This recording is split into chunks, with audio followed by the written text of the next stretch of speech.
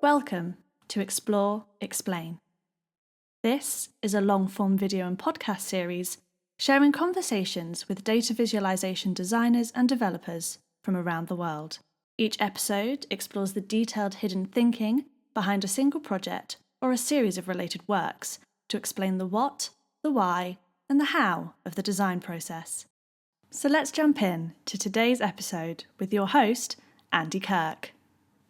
Okay, folks, welcome to a live webinar episode of Explore, Explain. Thank you all for joining us, both the panelists, my special crew, and the participants in the attendance list. Good afternoon, good morning, wherever you are in the world to you all. This is a special session because we're going to talk about one thing, a big thing, Data Viz Freelancing.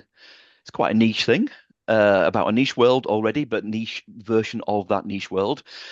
And joining me today are 5 very special guests. Now, there would have been a 6th. Unfortunately, Stephen couldn't join us today. He's poorly, so get well soon message to Stephen. By the time he watches this, hopefully he will be better. But nevertheless, we've got a big pool of talent in the room today. So I'll introduce myself first, and then we'll work around the room. We'll go to you, perhaps Obinna next. But yes, I am Andy Kirk. I am an independent data viz expert based in Leeds, England, and welcome to my world headquarters.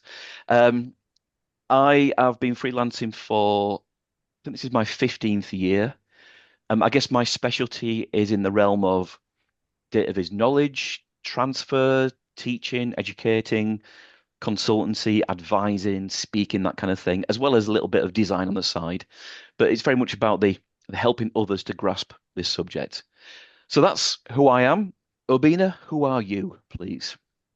Hi, everyone. My name is Obinna. So I am the Tweety Bird, the fledgling of the group today, I believe. I'm currently at the UAL Design for Data Visualization course, and I've been freelancing technically for a year whilst I was working in my job, and I've taken the step to fully dive into the craft through doing this master's. So yes, really excited for the future. And yeah, hopefully I'll be able to give some beginner eyes to this conversation. We'll see what happens. Absolutely. Thank you, sir. Tiziana, over to you next. Thank you, Andy. So hi, everyone. My name is Tiziana Alocci. I'm a data artist and lecturer. I'm based in London, and I specialize in transforming data into visual stories, usually using invisible data. I've been freelancing for about 7 years now, but I've been visualizing data for 12, and it's been an incredible journey so far. So I'm looking forward to share more about my freelance journey and the challenges and the rewards of working independently. Absolutely. And we're going to try and walk a tightrope to cover both those sides in equal measure, because I think it is the reality of freelancing. Thank you, Tiziana. Vivian, we'll come to you next. Hi, I'm Vivian. I'm Brazilian. I'm based in Lisbon. I've been living here for the past 10 years. And I have a background in communication design and more recently data analyst. And I decided to work freelance because, well, I was thinking maybe because I like to cook at home. No, this is the short answer. The real answer is like as Obinna, I'm a beginner. I've been in this helm for the past one and a half year, and my job recently is like helping the guys from the math, the statisticians getting their graphics from that complicated Python and R, and sometimes not that beautiful visualizations, and trying to communicate that to an audience, more broad audience. So that's what I've been working in my past job and recently as a freelancing. Super. Well, you're very welcome to join us today, Vivian. Thank you very much for that. Julie, come to you next. Hi, so my name is Julie Brunet, but I'm best known as Data Citron in the Data Viz community. I'm based in France. This is my 5th year as a freelancer. and I work mainly with media, institution and non-profits, but I do also sometimes work with brands, and mainly for data design, a little bit of data journalism as well, and everything, involving storytelling visually. And regular viewers of Explore Explain, for which you all should be, of course, will recognize Julie from a previous episode, and she's breaking new ground as the first re-invited person to come back. But that time it was recorded, Julie, so this is live, and this is better for that. But yeah, thank you so much for joining us, Julie. And last but not least, Anne-Marie. Hey, hi everyone. Thanks for having me. I'm Anne-Marie Dufour, French works today. I'm from Quebec, but I'm based in Budapest. I started freelancing in 2016, actually, as a front-end developer, and this evolved into data visualization, mostly development, some design as well, right at the beginning of the pandemic, actually, in 2020, like so many people. And I work mostly with organization into integrating data visualization into their existing web-based applications, but also working on some storytelling type of projects. Brilliant. And I've had the pleasure of working with Anne-Marie over the last year or so and continue to do on projects, and it's a wonderful experience. So great to have you again, Anne-Marie. And yeah, as those short intros have alluded, we've all got different backgrounds, we've got different specializations possibly. We've got different lengths of experience working in this, so we want to sort of tap into that over the next period of time. Now, for the audience, and good afternoon, good morning to you all again. We do want to make this participatory, want you to feel involved. So please do feel free to ask any questions or make any remarks in the chat box. Use the chat box rather than Q&A because I can see it. That's the main reason for that. But also, if there are any freelancers out there amongst you, please feel free to drop your details into the chat. You know, who you are, your web address, what it is you do. And in the show notes for this episode, we'll just put a list of people. Help spread the word of freelancers, give everyone a chance to sort of increase their kind of awareness and profile. So if you're out there, please feel free to do that.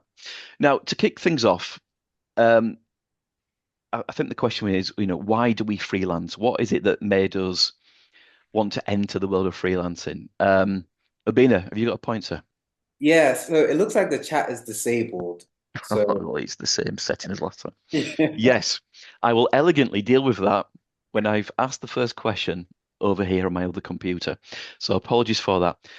I know how to do it, I think, but we'll solve that in a second. But yes, seamlessly back to the question, which was, how and why are you freelancers? What attracted you to this world of operation? Now, sometimes it's through circumstances, sometimes people lose their permanent roles and it's kind of, right, what do I do to pivot back down to a different way of working? But there's a reason why we are doing this. There's a reason why we don't exist in normal jobs, quote unquote.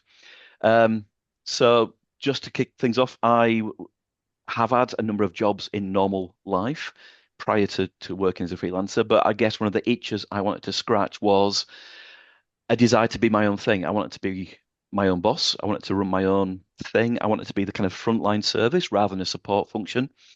And so I got into this gradually. I had a normal job and then gradually start to do more side hustling, evening and weekends, to the point where something had to give. Thankfully, I was able to negotiate dropping my normal job down to 3 days a week to carve out a bit more sort of weekday capacity. And then that led to more opportunities. And so, yes, it was clear, go all in at that point. But that was a very nice cushioned landing, if you like. We don't always have that luxury. But again, let's kind of perhaps go through the same order. So, Obinna, as you said, you're kind of in a transition period. But what do you think made you and led you to want to be a freelancer? yeah, so if I was to tell the story in like chronological order, right?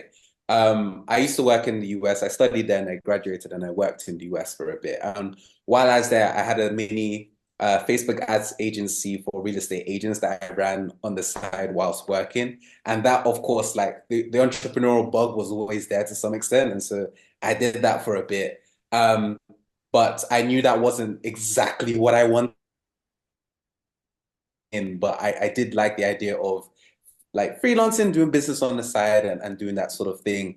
And then I got a job working for the Federal Reserve Bank of Minneapolis as a data analyst there. And that was my first exposure to data viz as a practice, as a craft. Right. We were helping to inform education policy using data visualization. And that was it started off as a side project. It turned into a much larger project. And at that time, I wouldn't say I had the vocabulary to call it data viz, but I knew I liked it.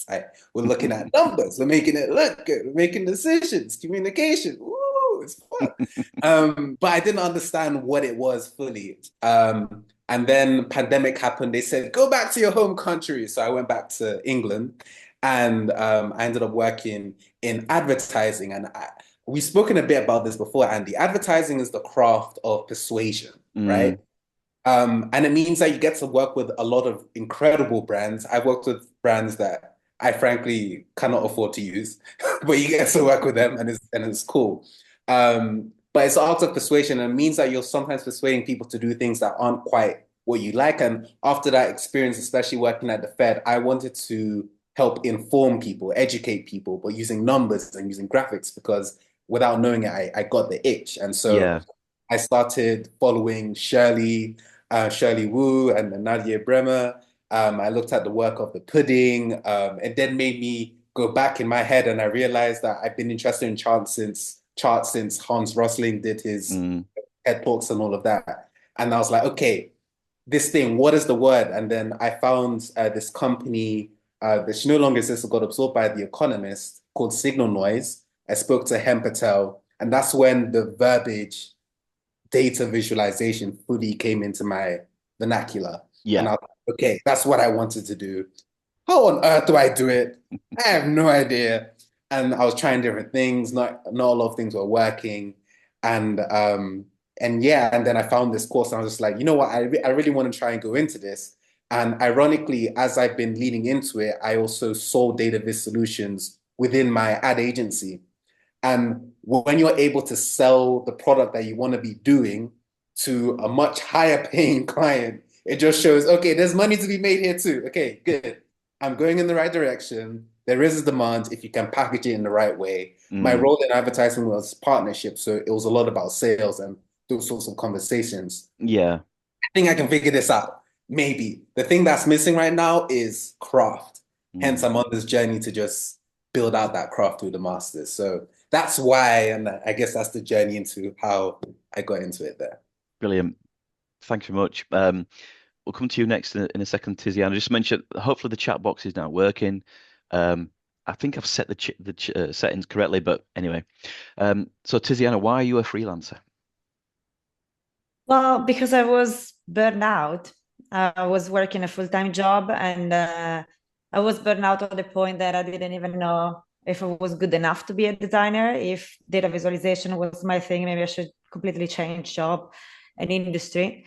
In the same year, I co-founded with a friend of mine a magazine about data visualization, which is called Market Cafe Magazine. And then there was probably the first proper side hustle that I had, and I loved it.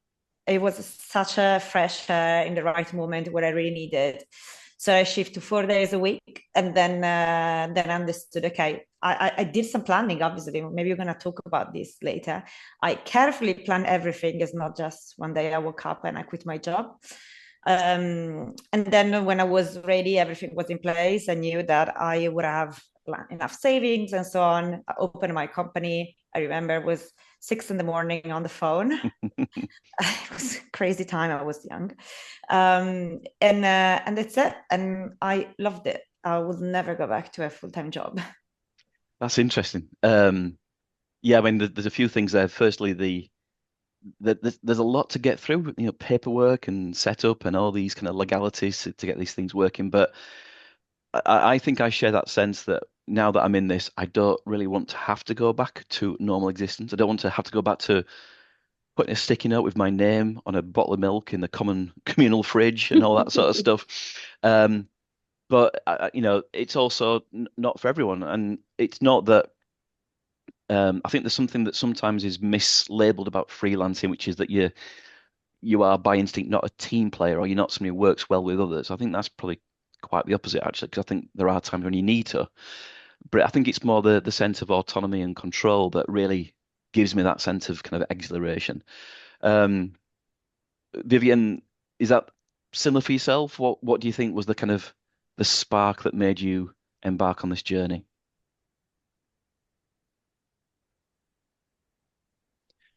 You're on mute at the moment, Vivian. Sorry for that. I have a kind of coughing. For me, it was similar to the biggest part of the world, like through pandemic, starting working at my company. I was working. We started working remote, and after like 2000, at the middle of 2002, the company decided to go back fully to the office. And for me, it was like the first month, I felt like completely, this is not what I want for me. I already know about people that were working remotely, and I saw that maybe would fit myself, my personality a little bit better. And I was at the time thinking about doing a boot camp in data analysis because, as I said, I work with mathematicians and statisticians, and I wanted to know they are part of the job. I had some interest in working with works like with social justice, and I wanted to do my own research on the team, but I didn't know nothing about programming. And I did something that I don't recommend anyone to do. That is like I quit my job almost in a snap Right. at the end of 2002. And of course, I only did this because I'm in a relationship with my partner and I had his support to do it. Right. But don't do it, people. It's it's completely like it's taking a leaping of faith and not knowing what we're going to find at the end of the abyss. Yeah. Just to say so. But then I did the boot camp, and then I spent the next year doing some networking and trying to understand how to sell myself to the market because and one thing that I found difficult for me was like, how do you sell yourself?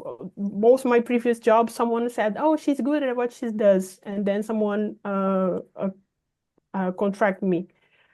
But now I have to do the PR job for myself. And I thought in these LinkedIn is, I don't know, the language of LinkedIn Yeah. that we have to use nowadays. And for me, that was is the most hard part of the freelancing job. Yeah, absolutely, because you are the salesperson for your own company now. You're having to sort of convey your expertise, your abilities, and that's one of the things again I want to sort of explore in a short while. And by the way, yes, chat is now unleashed. Thank you everyone for your patience there. One of the things that I always felt I benefited from in terms of having a normal job before this was I almost tried to recreate the different departments that a company has in my own company. So I had to think, right, I need to have a finance mentality. I have to have a sales and marketing mentality. I might need a HR mentality. So it's almost you sort of bring those different sort of verticals into your single job role. But again, it requires you to be many things simultaneously. And some find selling more natural than others. Some find bookkeeping more natural than others. It's all you. But as you said, Vivian, the risk of jumping in both feet is one that is quite scary. And I know Tiziana later on, you talk about some advice that you received about just having a way to sort of cushion that a little bit. It's it's an important thing, but we have to transition somehow. You have to go from normal to freelancing in some kind of journey. And so, Julie, what was your journey? I think it was a little bit more Geronimo style and not much cushion, just jumping. I was back then, so it was like probably 5 or 6 years ago. I was working as an art director in a creative agency in Paris, but I was quite miserable there, but didn't really know. I felt kind of stuck and petrified, didn't know what to do. A lot of people actually told me, oh, maybe you should do freelancing. And I was like, nope, never. That's really not for me.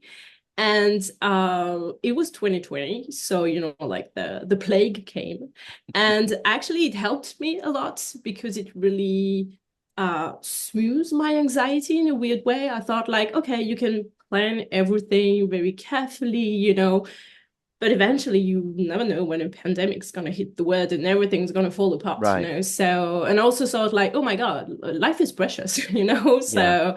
So I just quit my job between the first and second lockdown we had in France. I didn't have much at the time. I had one client actually on the side, you know, secretly when I was moonlighting.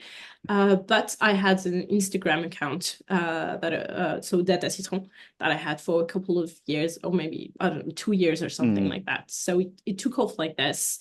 And yes, not a lot of transition, not a lot of cushion, but yeah, it was amazing and I don't regret it for 1 second.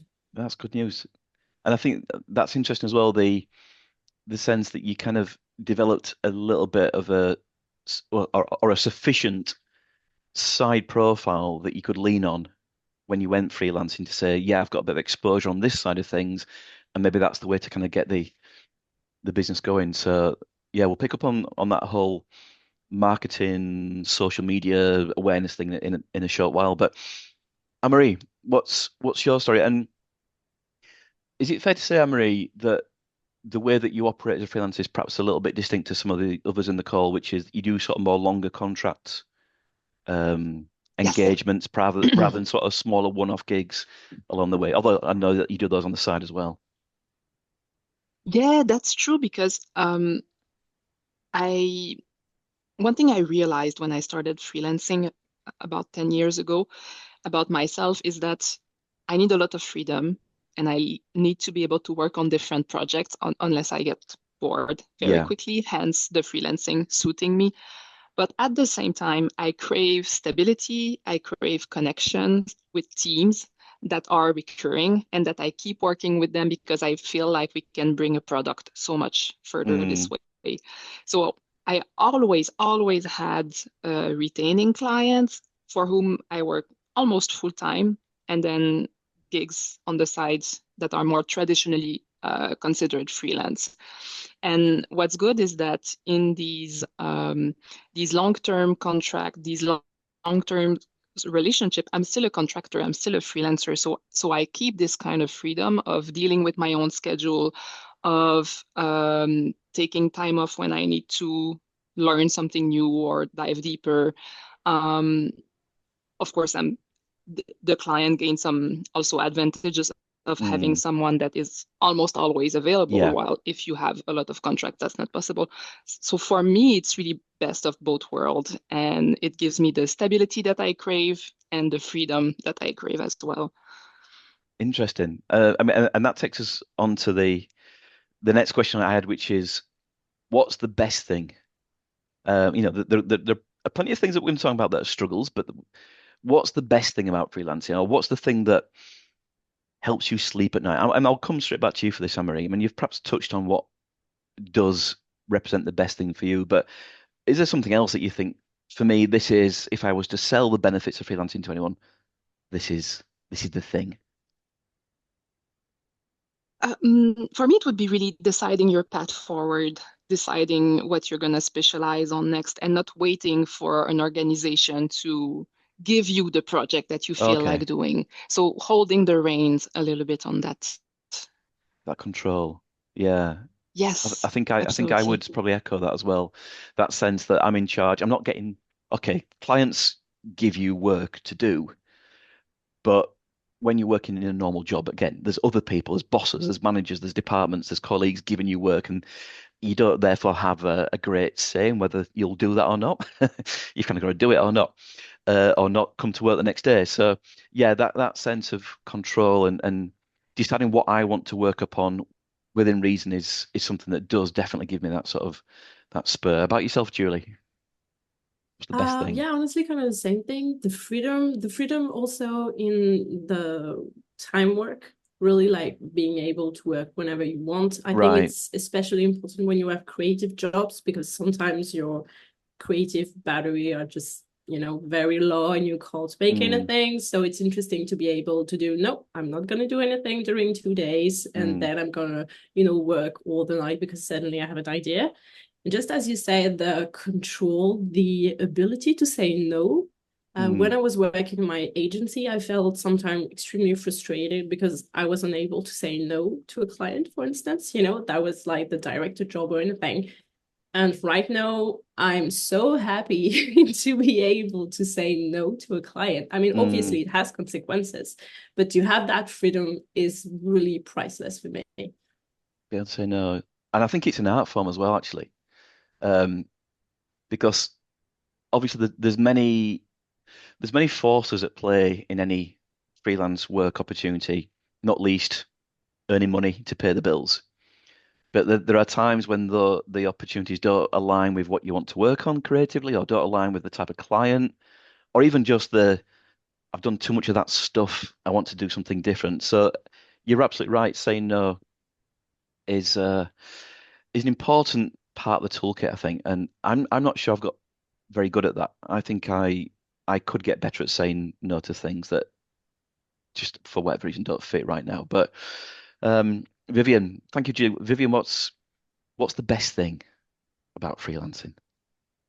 I think for me, it's the same time the best thing and the worst things, like a coin, is that thing of that the people are saying about choosing what you want to do and what you want to study next, and not waiting like for your boss to pay for your that course or that place that you want to go to study. But at the same time, if things you are responsible for the decisions, that's good, and that's also bad, because if something goes bad, that's It's your on fault. you. That's not, it's all on you. And if you don't have like your mind in the right place, not to blame yourself for the decisions that you made, and sometimes they are not like the best for you. You have to have your mind wrapped in a really nice place, not to fall in a bad place when that things happen. So it's like, for me, it's the good and the bad at the same time. You're absolutely right. And that sense of like a needle swinging from being positive and confident and assured to then the stress of when's the next project, or am I still relevant? Am I still getting the kind of inquiries? It's like the wind. It's always kind of constantly changing back and forth. And yeah, so I guess the importance of a degree of self-assurance and self-confidence is a massive thing to gain, or to cherish and to hold if you do have it already.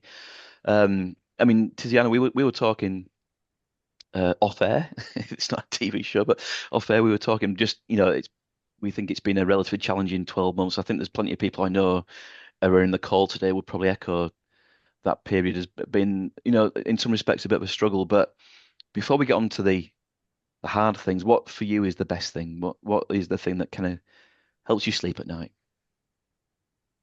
Well, what really helped me to sleep at night knowing my voice are paid on time, which is big point for all freelancers. I guess to me the best thing is it's never the same. Every time you do a freelance job, it's different, and I love that diversity, not just for the type of project that you work on, but also for the people that you work with. At the beginning, you mentioned that being freelancers you could feel lonely.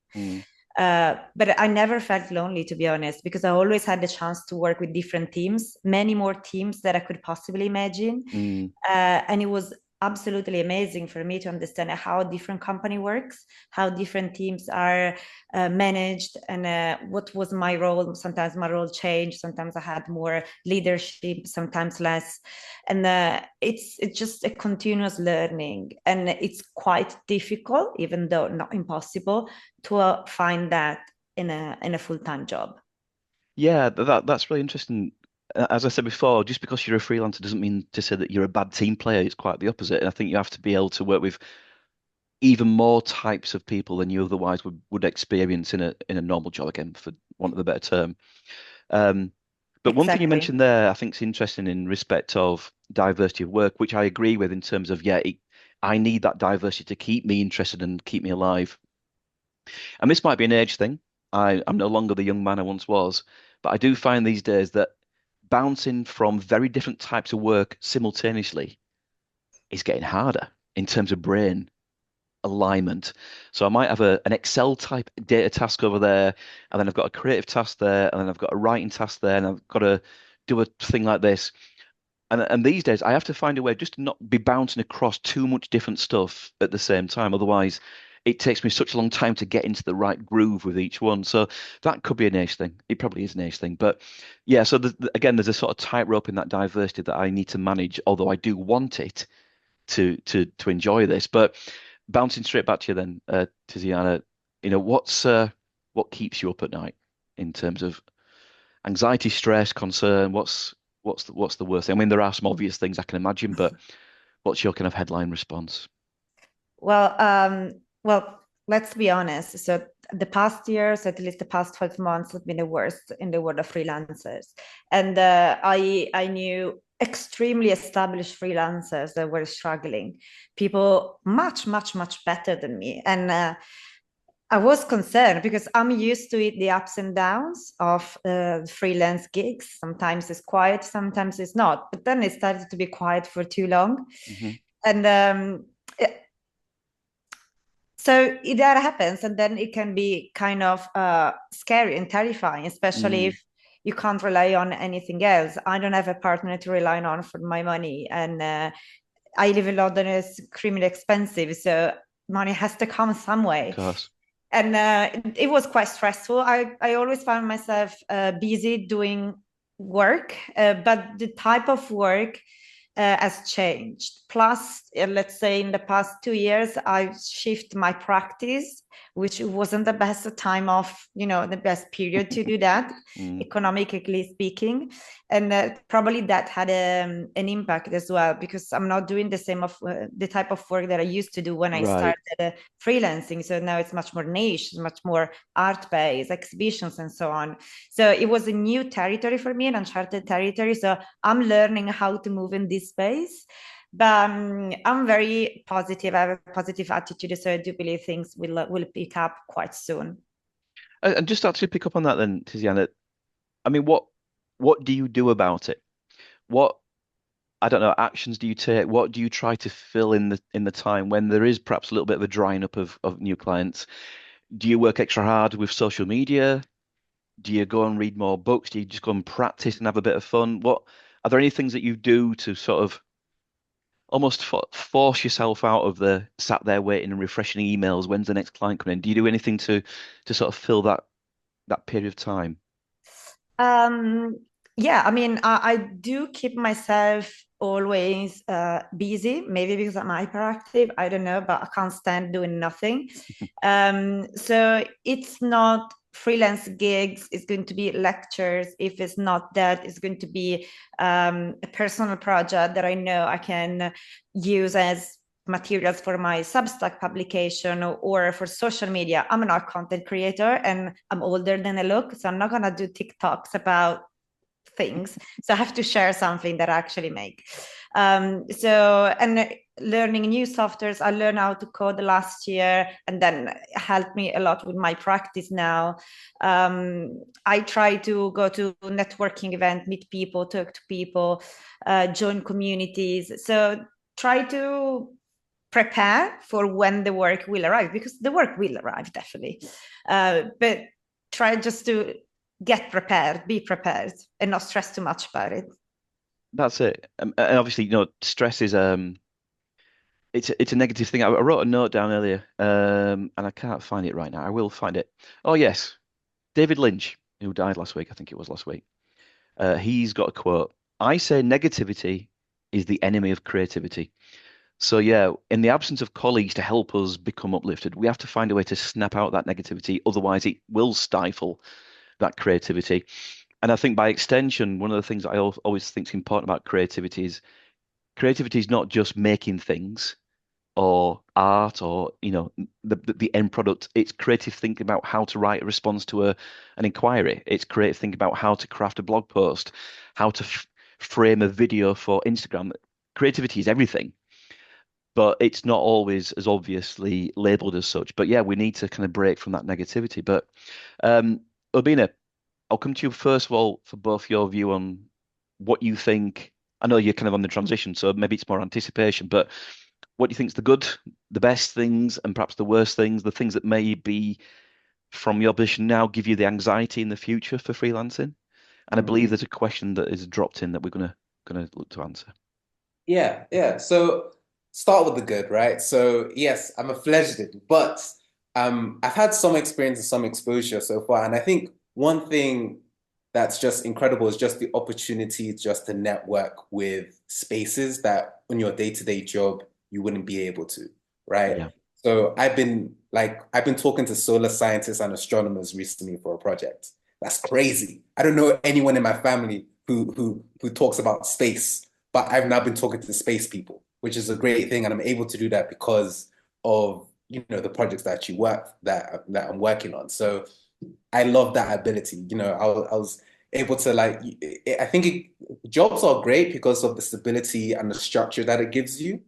But when you're trying to get something outside of what's immediately available, it's quite difficult. And so freelancing allows you to do that to some extent. And so that's why I would say is the good of it.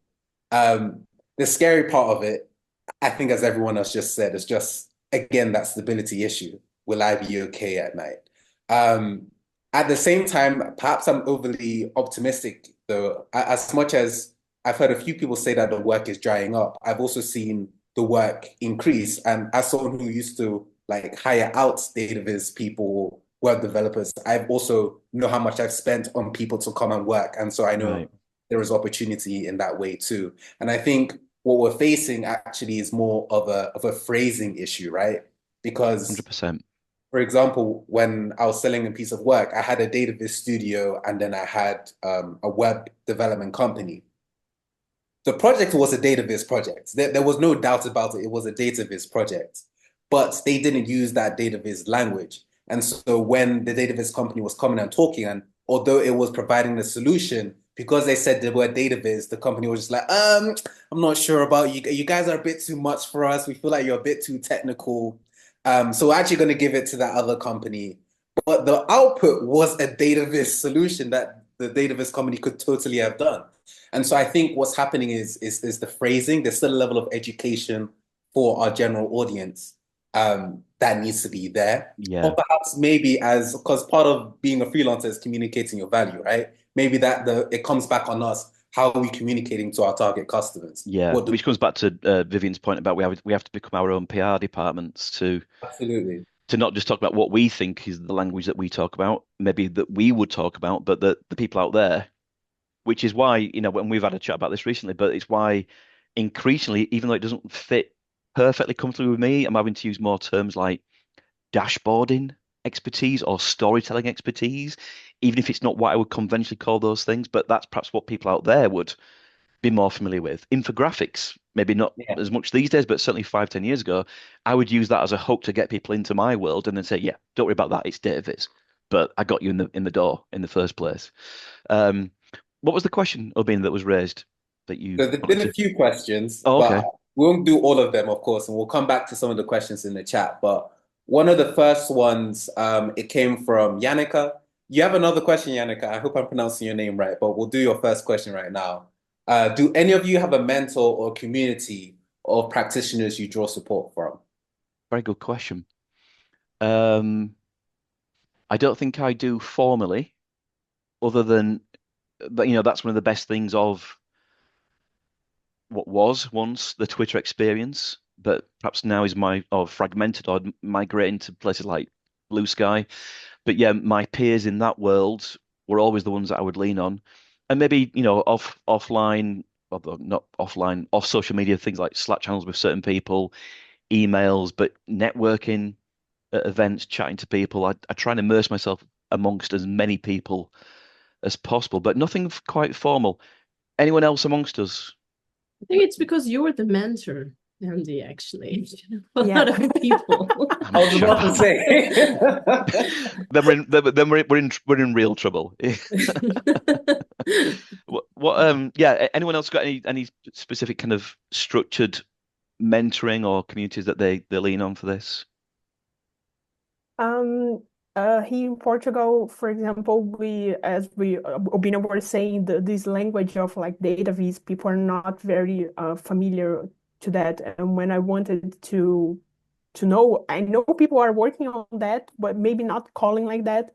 Where are these people? How can we chat? And when you don't see like the I wish there was an event. Since there wasn't no event, I had to create my own. So for like last year during summer, I did some meetings like in a very informal, like in a bar. It was called like chat bar chat, Okay. bar chat with Oh, very Data good. Viz, Bar chat. Yeah. with the girls from Data Viz Lisboa, Oh, and yes. it was a meaning of like connect to people in this is advice that if I could give you some advice, is like if there isn't the structure, maybe you are responsible for creating that Start it. structure. That's a really good point. Yeah. Tiziana, thank you, Vivian. Tiziana. Yeah, so one story that is not told enough about being freelancer is that realistically, you are running a business. And something that is not really said enough, I guess, is the business of design. So I remember when I was starting with this idea to go freelance, I wanted to plan everything. I'm an over planner. And there is on YouTube a channel called The Future, which is run by Chris Do. It's kind of, American style, very positive, quite cheeky, but it's great if you want to know anything about what it means to run a business, transitioning from being a solopreneur, so basically a freelancer, to a studio, how to do that, how to do a project-based rate or a value-based rate. Essentially, is like a mini Bible for freelancers or people who wants to know how to get more client, how to sell your work and things like that. And for me, that was a massive inspiration. And sometimes I still watch some of the video, like, let me refresh, maybe I forgot to do something, there is something else that I could do better. I think that's a really great point. The idea that we can, and I feel guilty about this as much as anyone, we can just focus our attention on developing in our data viz skills, but it's also the other things that run the business. It's all the other kind of business aspects that we need to get better at. And one of the things that I've over time become more kind of cognizant of is what I can perhaps might term the value of value, which is there are times when I should outsource things. There are times when I should get expertise and not be too precious to think that I can solve it all myself. Many years I've done that. No, I'll sort it. I'll do my own adverts. I'll do my own marketing. I'll run this. I'll run that.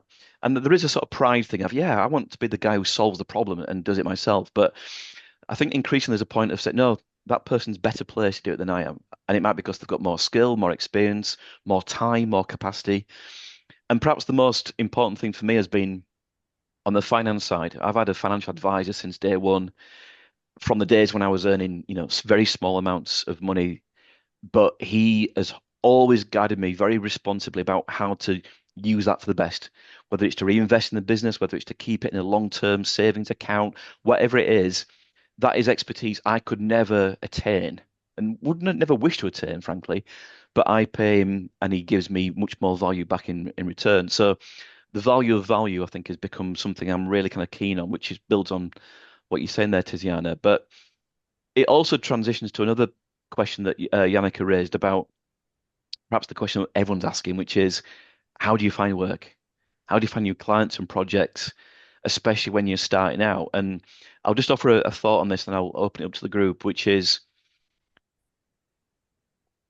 the biggest thing for me in terms of what I was really fortunate to do is to get into Data Viz at a time when it was very small and I was able to sort of grow alongside the growth of Data Viz, not through any sort of particular skills or talents that I have, but just because of timing and kind of, long endurance, I guess. But one of the things I've always tried to do is have what I call the largest possible landing strip, in that there's lots of places that people will find me, whether it's across all different social medias, whether it's through I will do an offer training and consultancy and speaking and all the book writing and all these other things to create the biggest sort of surface area that anyone might find me in passing when they're doing a search.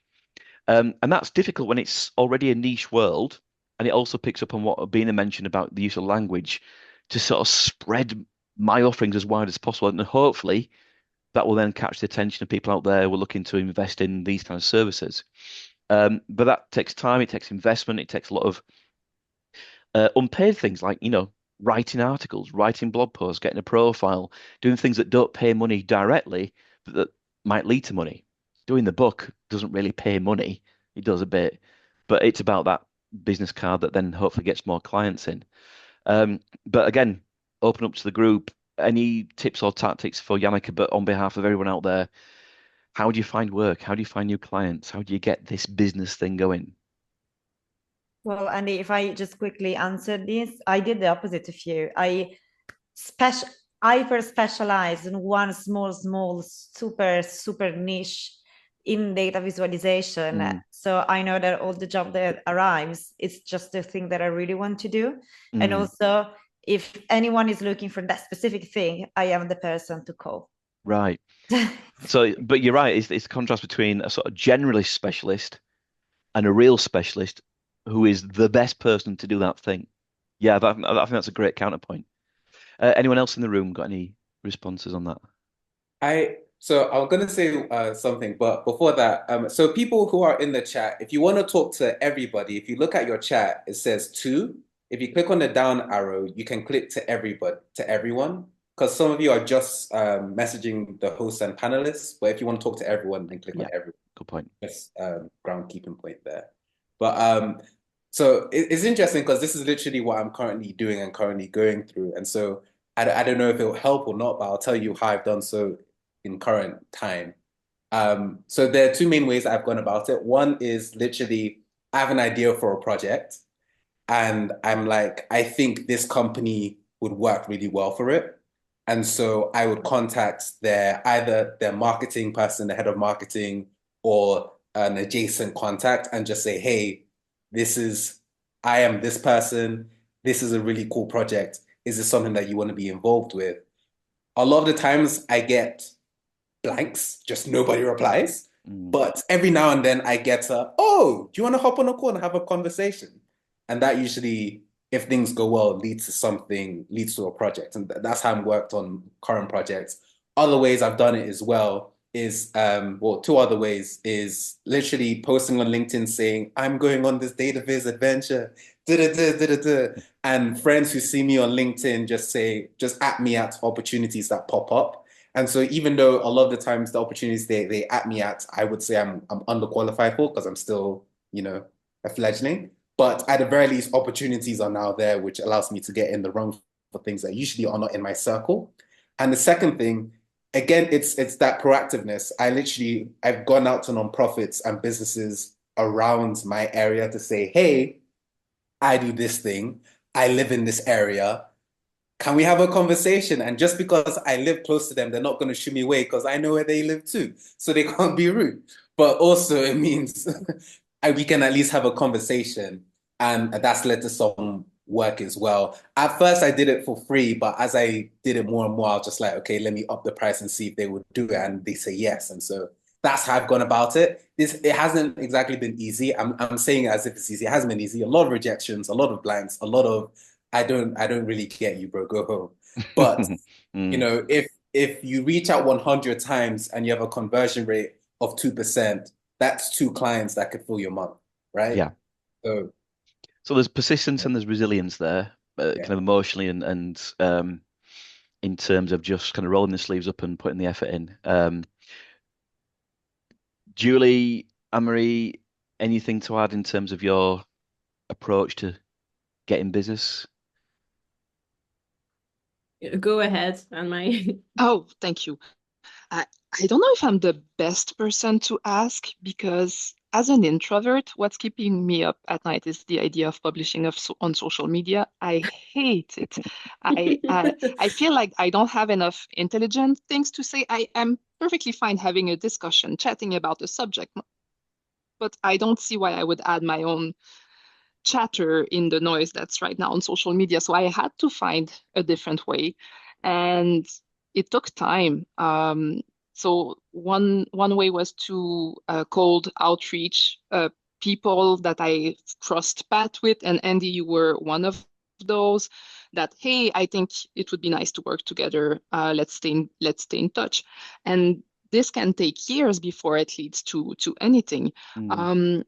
But once the ball started rolling for me, it's really word of mouth, and these long-term relationships with clients, with organizations, that makes it way easier for me, at least, because they always have new work coming in, and so that's feeding me. So I can the more what we think more classically as freelance gigs. I don't have a stress that I would need to have this amount of gigs in the coming quarter, for example. They come, they go, and that's perfectly fine for me. And I guess then, just to pick up on that, Marie, there's also you're doing a good job, so you keep that work coming in with the same clients, but also you do things like co-author books, and that gives you a recognition as an expert in this thing, which is worth its weight in gold, even if as we've said, books themselves don't pay for the house that we live in, but they hopefully open doors for business and work that does that. Thank you, Julie. It's like you said, you have to be your own PR, but I know, for instance, I don't like to be my own PR. I feel really uncomfortable with that. So I think I'd rather having my work talk for me, something like that. So I would say the more you produce, the more you publish what you produce, the more you're going to attract people, and especially people you would like to work with, obviously. So I know my technique is most to be, I try to be productive. So I would publish a lot, for instance, on social media. I am not like you, Anne-Marie. I love publishing on social media.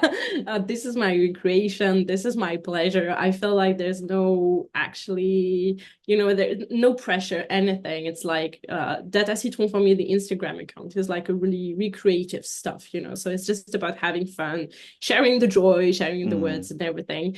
And and I'm not a lot for discourse. It's been like 5 years that I own my domain, but still don't have a website.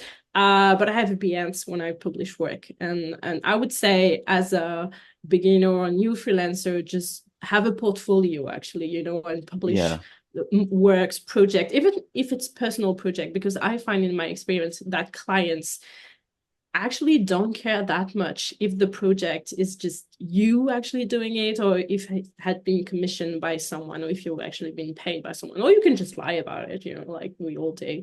But just, produce something and share it. It's probably the best way to find new missions in my view. No, I think that's really interesting and really correct. It's about, I guess, demonstrating either your skill, your capability, or your expertise in a way that says, okay, this is what the proposition is. This is what you're going to invest in. If you come to me, here's the sort of stuff that I can do for you. Which again then takes us back to that challenge of use of language, and are we speaking to Data Viz people? Are we speaking to people outside that might need a different way to frame and position these things? That's something that I'm facing a little bit right now in terms of maybe rewriting a lot of my website proposals and proposition for a different audience, possibly. But there's been a really interesting question raised by Sonia in the Q&A. What is the status that you long for in terms of, I don't know, what's the point at which you've said you've completed freelancing, or you've reached the point of Zen, done? I mean, I think it's a good question. I think at the moment, from my perspective, it's less about a destination, more about a kind of a fear of, I don't want to go back to a normal job. I think Tiziana mentioned this. I don't want to go back to that.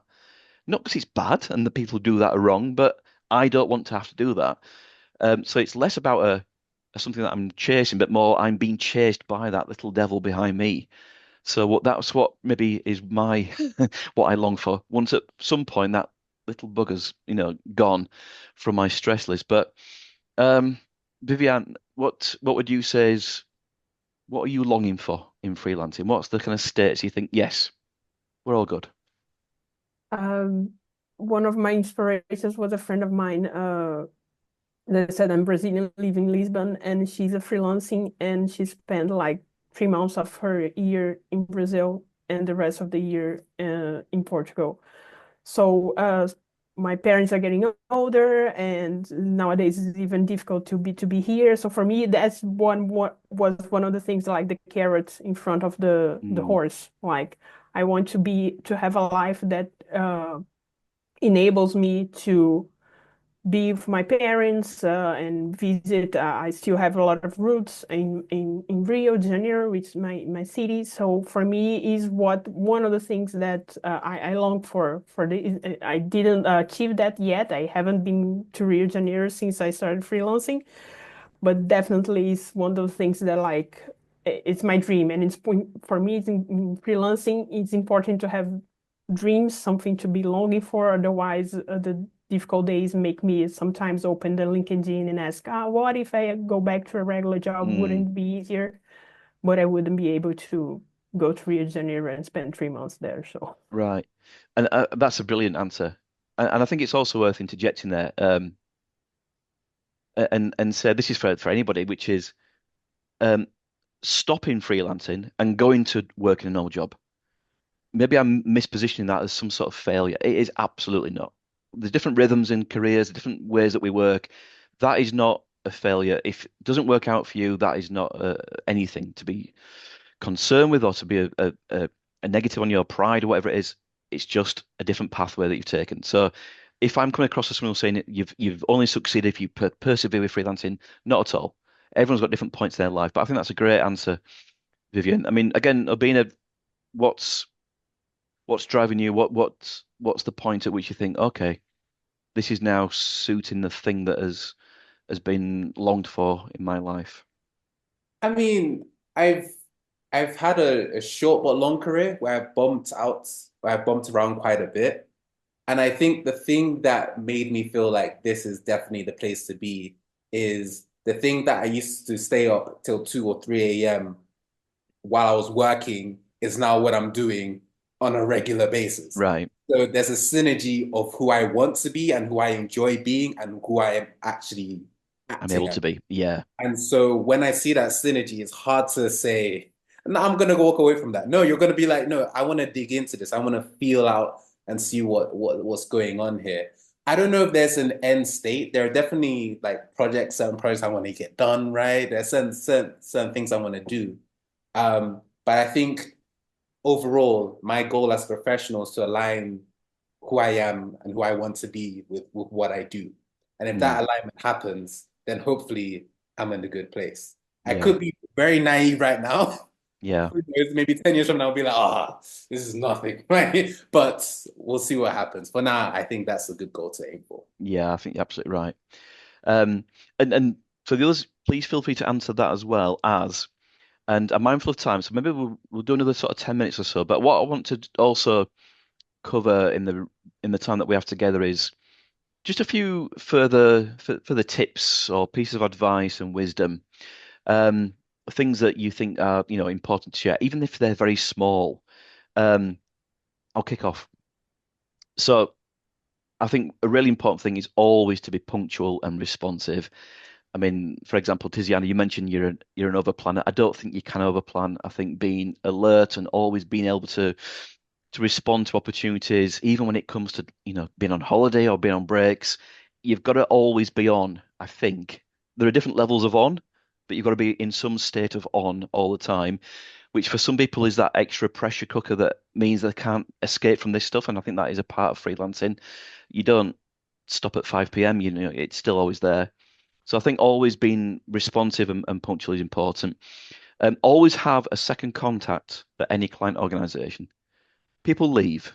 People lose their jobs for different reasons. People who you think was the main person who knew you did that work and knew that you'd agreed on this amount of money beforehand, if they disappear, it can be very hard to keep the invoices going and the contacts. So always have a second person of contact at a client. There are many more which I'm going to put into a blog post, but Tiziana, in response to that sense of what's the end state of Zen that you're looking for, but also any tips or tactics that you'd like to share? So the thing that I'm longing for the most now, it's a little bit more, or maybe this is boring, but more stability in terms of economy, global economy, because everyone will benefit. I see now rates are going very low, or people taking on free work, which is, I understand that we all need money, but taking free jobs, it's damaging the industry a lot, because then clients get used to not pay enough for the work. So that could be a problem. In terms of a few tips, I guess spotting red flags as soon as possible is a good skill to have. It's a little bit like dating, you know, when it's a maybe or I'm not sure, it's definitely a no. Don't be afraid to turn down a job because it doesn't feel right for you, because maybe it doesn't align with your values, or maybe because you are too busy. And also negotiate everything. When I moved to London, I didn't know it was normal to negotiate your salary. So I was underpaid for a long time. So everything is negotiable, from the fee to the scope of the project. So don't be scared to just ask for what do you want. And yeah, I guess that's it. That's a really important piece of advice. And I think pricing is a dark art, and we haven't really had a chance to get into it in the nuts and bolts of pricing, but it is the thing, again, that perhaps keeps me up at night. Am I charging the right amount? Am I underpricing? Am I going to overprice and get turned down? Is it affordable for the client? Is it good money for me? I think it's one that you only get over time through experience, and you get that feel. And also you get that feedback to give you a sense of where the right point is. But yeah, it is a dark art. Anne-Marie, what are you longing for? Maybe you've already achieved the longing for, but what other tips and tactics would you share? Well, about the longing for, I just want to answer. I think for me, other than the flexibility, of course, with kids and aging parents, but there's these artifacts that stay from my career, like the book I worked on. And one of my goals would be to publish a data visualization in a magazine at some point. I would love to do that, and I'm working on that this year. Just so that something tangible remains, although I'm very digital in what I do. So those are the milestones I'm looking for. As per the tips that I have, the first one would be track your time. When you start the new field, when you start working on personal project, not that you want to charge by the hours later necessarily, but just so that you have a sense of the craft and the times that it takes and how much you should charge later. Include every single requirements in the contract in advance, or if requirements change, make sure it's in written form, because clients sometimes have a very vague idea of the finished product, and at the end they are kind of surprised that, oh, this was not included, this should be included. So that's very, very important to have it in written form. Also, have a network of freelancers, because you mentioned the dark art of pricing. If you have nobody to ask what's the price, what are you going to do? Yeah. Having a couple of people that you trust and that are open about it, that can be so helpful. Also, two last tips. You can also work for other freelancers. Sometimes it's less it's less hard to reach out to other freelancers than to big companies or other clients. So that can work very well. And one thing that Julie shared on social media, I think somewhere in 2024, that really sticked with me, is that you don't have to be good at everything. Data viz is a super vast field. There's coding, there's design, there's data analysis, there's data art. There are so many things, and you don't have to master every single one of them. You can really find what you're good at and collaborate with other people. Absolutely. No, that's a great summary of points there. And I suppose onto you then next, Julie. Tips, tactics, what's your wisdom to share?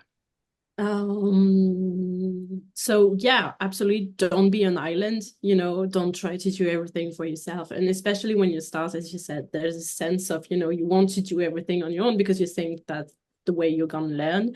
But actually, there's much joy and much wisdom to find in collaboration. So I think it's really something to do.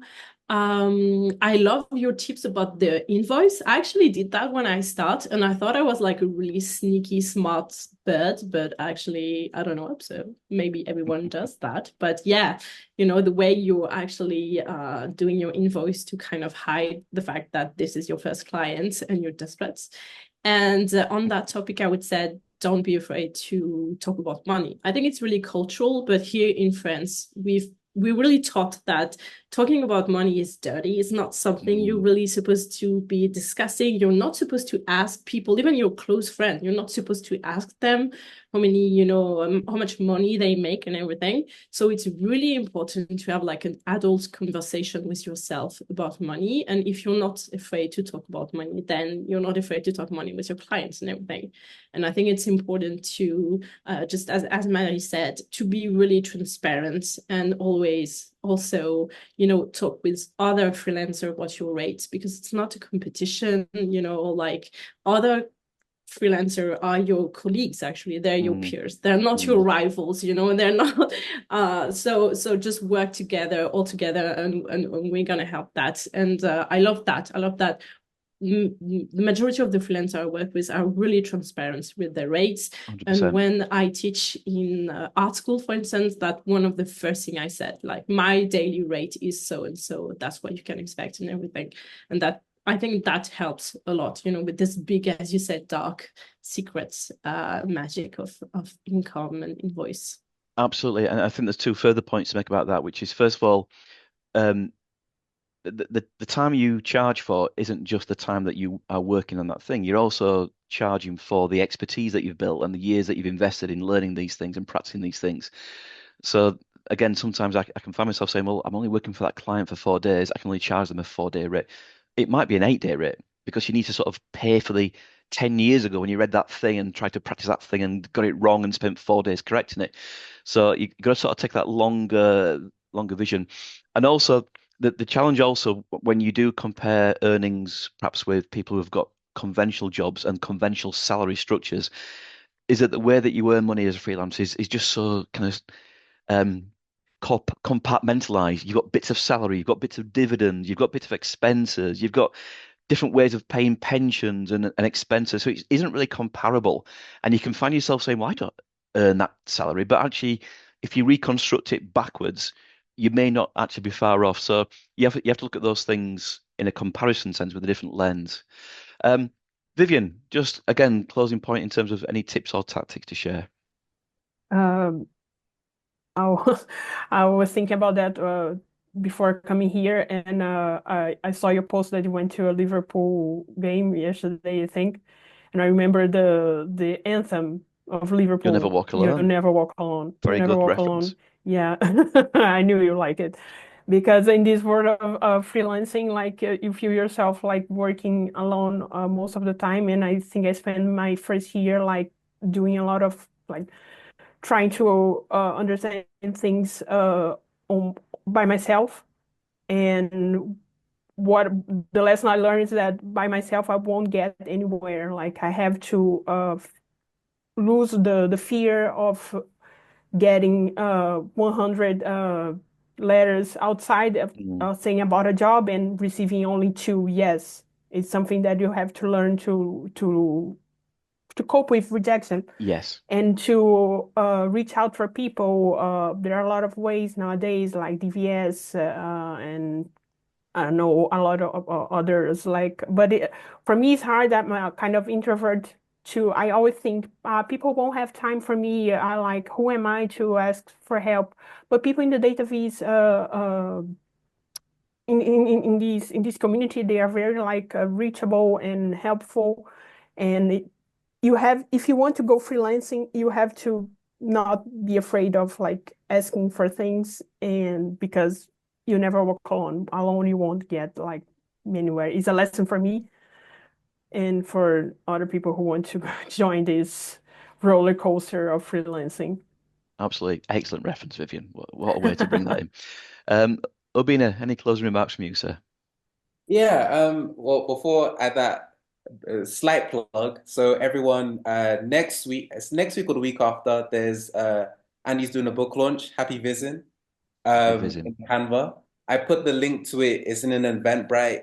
If you just want to come along, it's free to attend, but if you want to buy a book, then you just have to pay for the book. Discount a book, discount a rate. Discounted rate. He Yeah. said it himself, so it's true now. Yeah. So please come through. It'd be nice to just, it's one thing talking to people online, it's another thing meeting them in person. So yeah, 100%. Please come through. It'd be great to speak and meet a lot of you in person. But I think I only have two things to say. So the first thing, kind of jumping off of Vivian's point, is as a freelancer, what I'm learning is that you kind of need to define who you are.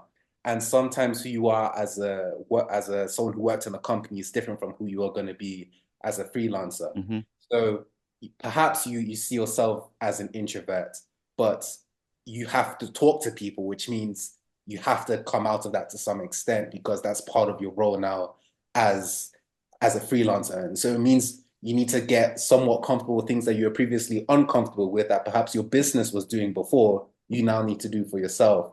You have to evolve to a certain extent. And so that's very uncomfortable, that's very scary. But I don't know, from what I've seen, that seems to be the best way. You need to be willing to change and to adapt with that. So I think that's one. And then the other one I would just say is over communicate. I didn't realize this, but a lot of clients, they love for you to communicate, whether that's like a consistent email that you send once a week or multiple times in a week, whatever that is.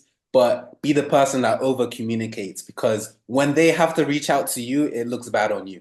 When they have to say, is this done? That looks bad on you. When you are on the forefront saying, hi, this is where I'm at the moment, this is where it's going, it looks better, and they like it more. And more often than not, they're willing to be more flexible with whatever needs to happen, because they know that you will communicate. So over communicate whenever you can.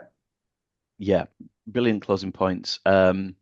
I mean, we could talk for another hour easily. We've got loads more that we could cover. I think the last closing point for me is that freelancing is never or will never be a linear thing, and you've got to find a way. I think there's been mentions about resilience and coping.